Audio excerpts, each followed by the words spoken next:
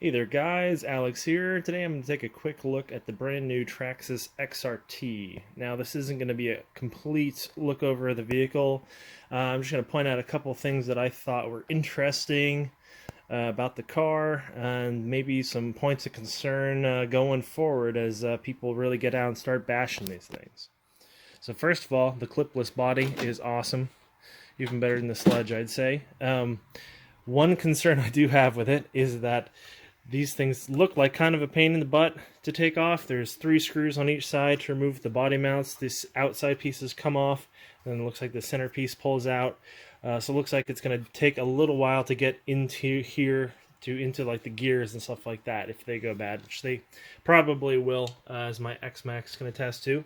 On a similar vein, it's interesting to me that Traxxas got rid of the double platform bracing that they had in the X-Max. So the X-Max has the battery hold downs, and then it has this kind of almost a double deck brace built into it. And I know these take quite a bit of force, as these ends usually get jacked up after a while, and these screws here will bend. So those braces are doing quite a bit of work. And if you see on the XRT, I hope I don't call this a Sledge at some point, it's missing that double deck platform. So we'll have to see if this really ends up being as tough as the X-Max. It has all of the same X-Max DNA, very similar chassis, a lot of similar parts, but I do have some concerns there, and I've definitely heard of some people already bending the drive shafts. What I do like about not having that platform, the double deck bracing, is that it makes this thing a lot easier to work on. Look where this ESC is. Look how easy that is to get to versus that. That's a Spectrum 160 amp ESC, and it's really down in there. I've done some custom things. It's got a 5th scale servo in it, so an extra, receiver box. And there's some things have been happening in that chassis, but even when stock, these are kind of, a pain to work on. So it's nice to see this easy to work on, and we'll just kind of have to hope that it holds up, because it's not as tall, so perhaps when it takes hits, it'll kind of go through the chassis more instead of hitting higher up where the X-Max, this bumper's lined up really, really high compared to the body. Another thing of interest to me is this. I think this has already been pointed out by a couple people. There's a little bearing in the little gear cover here, so that if this pinion comes off, it doesn't come all the way off. It'll just rub against that bearing instead of destroying things when it comes loose. That said, the gears are basically the same that they were in the X-Max. Mod 1 gears, probably the same kind of junk. I think this morning, today's the 4th of November, I've already seen someone's broken these gears, so may end up having to go with a Mod 2, but, that's an interesting little addition by Traxxas. You can tell they're kind of paying attention to things. Other thing about this is the battery trays are the same size as the X-Max. When I first saw videos of this guy, I was very concerned that these were actually lower. People were saying they were the same size, but it just didn't look that way.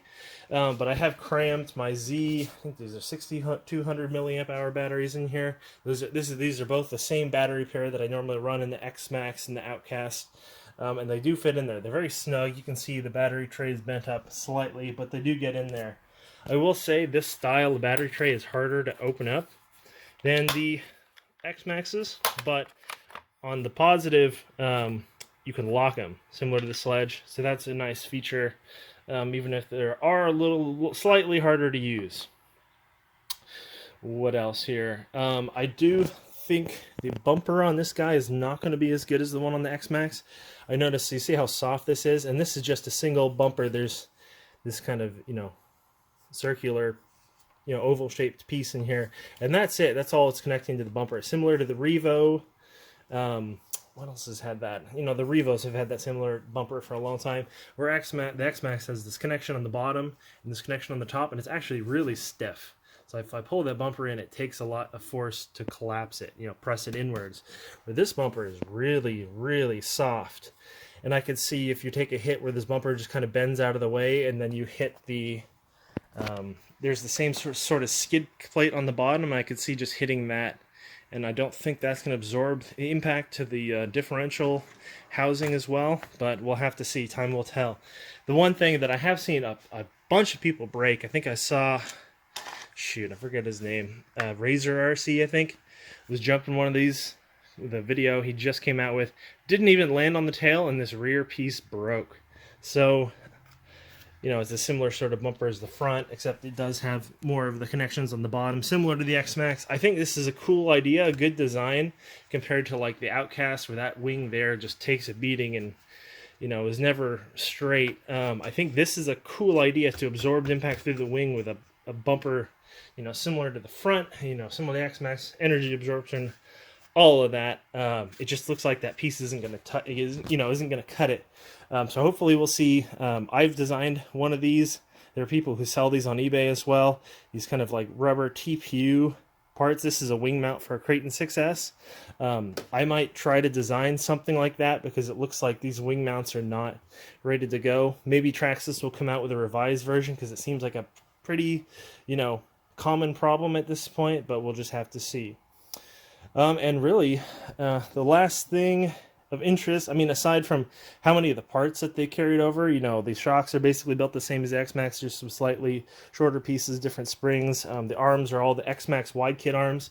This is actually a wide kit on the X-Max here. So these things have almost the same, I think they're the same footprint. I haven't actually checked, hold on. Yeah, basically the same length, at least. I believe the same width. The length is probably about the same. I think the last thing of interest is kind of a doozy. Kind of cool. Hold on.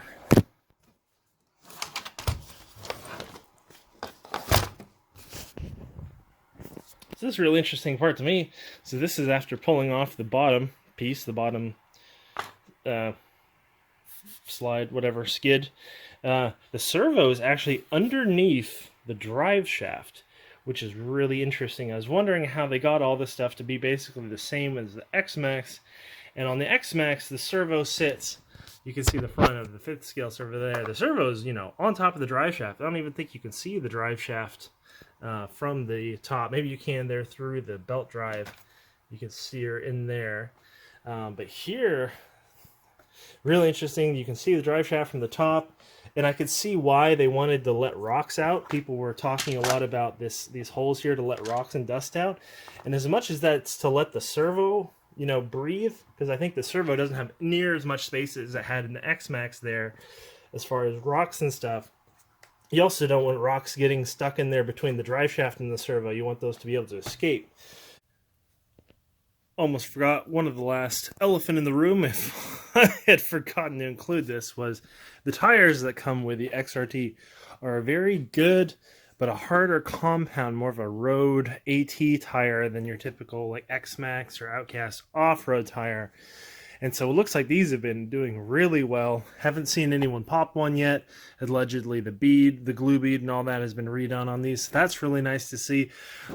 My opinion on those though is that they don't look to be very good for flipping. They don't really expand a lot when you're driving hard, and that means that it's not going to be as good in the air. So that's why on my first run, which I just got back from, I went with the old X-Max tires, and they actually did really well. Yeah, so that's just some interesting things about the XRT. I got this beautiful orange, and I look forward to getting it out there and upgrading it. Definitely going to be taking out that Traxxas ESC. Maybe I'll stick it in something else. Maybe I'll sell it. I don't know. The one on my X-Max actually never died. It's sitting in my Max right now. But you know, I think you definitely, with a Max 6 or Max 6 equivalent, you can get a lot more power. And this baby has, I think, the 1200 kV motor instead of the like 900 kV motor, whatever is in the X-Max now. So that's interesting. And yeah, if you guys have any questions about it, feel free to ask below. And I hope you have a good day. See ya.